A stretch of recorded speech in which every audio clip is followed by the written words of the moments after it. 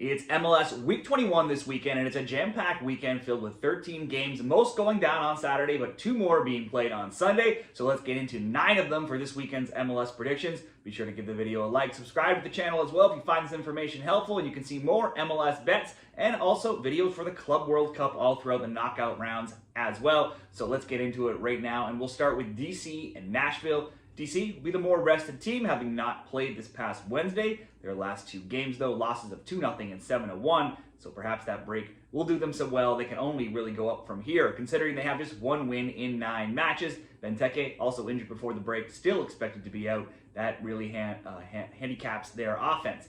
Nashville, on the other hand, in flying form. They went into the break undefeated in 11 games, scoring multiple goals in 5 straight, and it was more of the same on Wednesday as they went to New England and won that one 3-2, highlighted by a hat-trick from Sam Surridge. Surridge has now scored in 5 straight games. He has a total of 9 goals in that time. His shot total's off the chart too. If we look at attempts and shots on target, he's gone 5-2, 3-2, 4-2, 3-2, and 3-2 in those games. Mukhtar as well for Nashville didn't score last game, but he had 5 shots and 3 on target, and he's had 1 or more shots on target now in 15 straight, and in 12 of those, he's had multiple. After 2-1 and 4-3 wins for DC last year, it was only 0-0 between these teams when they last met on May 17th.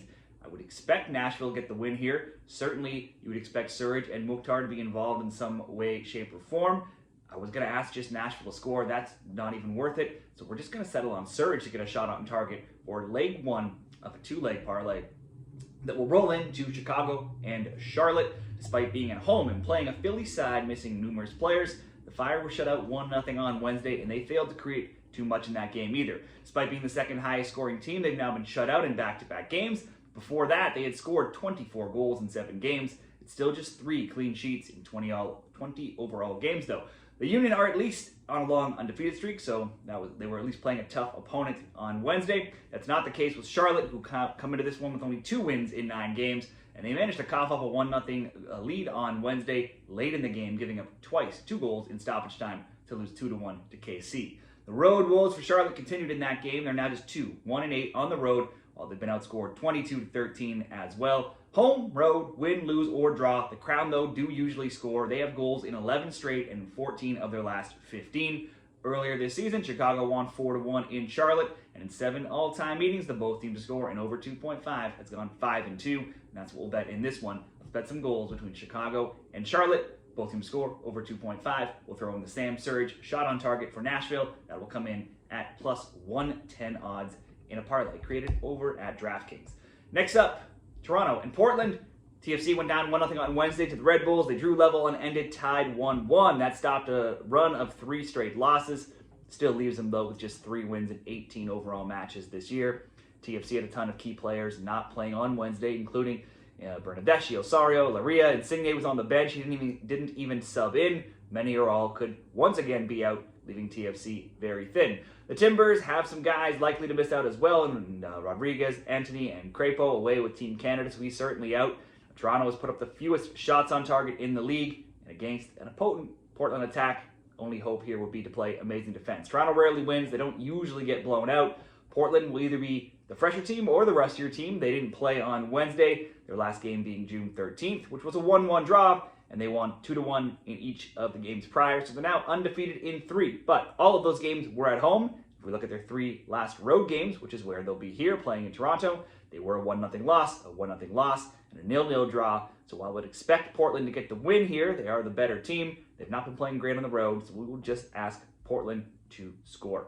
Next up, Houston and St. Louis. The Dynamo got rolled in Minnesota on Wednesday, down 3-0, going on to lose 3-1, and that 1 goal was late in the game in the 94th as well. To make matters worse, this is their 3rd straight 3-1 loss, and they have just 1 win in 6 now, so they're getting pumped, letting in 9 goals in 3 games. Since taking over as interim coach on May 27th for St. Louis, David Critchley hasn't brought many more wins to the St. Louis team, but he has made their games a little more interesting and improved their offense. So far, the results have been a 2-1 win, a 2-1 loss, a 3-3 draw, and then a 4-2 loss to Orlando on Wednesday. Since coming into the league, St. Louis hasn't lost to Houston yet. They're 2-2-0. I can see a goal coming from both in this game. Let's go. Both teams to score, Houston and St. Louis, for leg 2 of 3. And the final leg of this parlay will be Dallas and San Diego. Dallas hosted San Diego and they lost 4-2 this week. The cause wasn't helped by taking 2 red cards in that game. That gives them just 1 win now in 8, and they've given up a goal in 10 of 11. San Diego went to Vancouver, one of the league's top teams. However, Vancouver was missing a ton of players, and they had 4 goals from Milan Olowski in his first start, 3 assists as well from Anders Dreyer, and they played out a wild 5-3 win. San Diego has now won 3 straight. Scores in those games: 2-0, 4-2, 5-3. They're 7-1-1 in 9. San Diego missing a ton of players. They had 8 guys injured the other day, a couple away at the Gold Cup, but it doesn't seem to matter. They're still getting the results. If I'm going to pick a winner, I'm certainly going to prefer to take San Diego. But one team just scored 5, the other just allowed 4. Just looks too easy to take the San Diego win. I would expect neither of these teams to be as good or as bad as they were on Wednesday. For the sake of this parlay, I'm just going to ask San Diego to score. San Diego to score, Portland to score, Houston, St. Louis, both teams to score will bring us to plus 126 odds. Next up, it's a late game on Saturday. It's San Jose and the LA Galaxy. This Cali Clasico, always one of the highest scoring MLS matchups every year, except so far this year, where it was just 1-0 for San Jose in LA exactly 1 month ago, May 28th. There had been, though, 3 or more goals in 11 of the last 12 previous matches before them. The both teams to score had been 11-1, and the both teams scoring over 2.5 had been 10-2. Both of these teams played on Wednesday, with the Quakes going to Dallas and getting a huge 4-2 win. They've been flying of late. They're 6-4-1 in their past 11. That is a lot of draws, though, and they have given up a goal in 4 of 5, but they're the highest scorers of any team in MLS right now. The Galaxy lost 2-0 in Colorado despite having 70% possession and outshooting the Rapids 13-8 and 5-4 in shots on target. They really didn't create too many dangerous chances. That did stop a very short, but a very good for them, by their standards, run of 2 games undefeated, and they still have just one win on the year. LA has not been good anywhere, but on the road, lately they've been outscored 17-6, allowing multiple goals in each of their last 5 road games. If we look at some players here, both Chicho Arango and Joseph Martinez, they've been back from injury that they had a few weeks back for San Jose. Chicho scored on Wednesday. He has a shot on target in 9 straight games. Martinez also scored versus Dallas. He has a shot on target or more in 10 of 11. On the LA side, and if we look at the last 4 games here for them, Paintsel has 1-1, 2-2 for shots on target. Peck 2-2, 3-2 as well. Both teams are bottom 10 in the league when it comes to shots on target against, so it certainly could make some sense to back some player props in this bet. This will just be a 1-game bet all by itself here, and we'll ask San Jose to score over 1.5 goals, and we'll throw in Arango to have a shot on target and Peck to have a shot on target, and that'll bring us to minus 105 odds in this 1-game bet on Saturday night. And there's one more Saturday night, a late game, and it's Seattle and Austin. This will be leg 1 of a 2-leg parlay over Saturday and Sunday. Both teams were off Wednesday, but Seattle was in action during the Club World Cup, where they lost 2-1, 3-1, and 2-0. Seattle is in an awful run of form now. They also lost 3-0 and 3-2 in their games leading up to the Club World Cup. However, losing to Botafogo, Atletico Madrid, and PSG, nothing to be ashamed of. They're going to be out some defenders here, Nuhu and Bell, due to suspension from pre-Club World Cup action. Sounders games average just 2.8 goals per game. They're equal 9-9 to over under 2.5 totals, and they're 12-6 to under 3.5 totals. Austin has been a clear under team all season. Their games see the fewest goals per game in the league at just 1.9, and they've been the highest under 2.5 team at 14-5, and they're 18-1 to the under 3.5. While Austin doesn't score much, they did go into the break with back-to-back wins of 2-0 and 2-1. They're also 3-4-2, so they've only lost twice now in about the last 2 months. Last year, scores between them, 0-0, 1-0 Seattle, and in 8 all-time meetings, the under 2.5 is 5-3, the under 3.5, 8-0. I see a lot of under trends here. We're going to go under 3.5 Seattle and Austin, and roll that into Sunday's afternoon game between Columbus and Philadelphia. It's a game where Daniel Gazdag will play his old team when his new team, Columbus, hosts the Philly Union, and the Union are on a 13-game undefeated streak, being 9-4-0. They got the 1-0 win in Chicago on Wednesday from a Damiani penalty. The Union have both a top 5 offense and a bottom 2 defense at the same time. Top 5 and top 2 defense. The Crew came out of the break with a bang, scoring 3, beating Atlanta 3-1 on Wednesday. That's their 2nd straight win, but also just their 2nd win in their last 8. Crew games, pretty wide open now for much of the season. They're not really the shutdown defensive team they used to be. Both teams to score bets are now 10-0 and 13-1 in recent games. Both teams to score over 2.5, 11-3 in that time as well.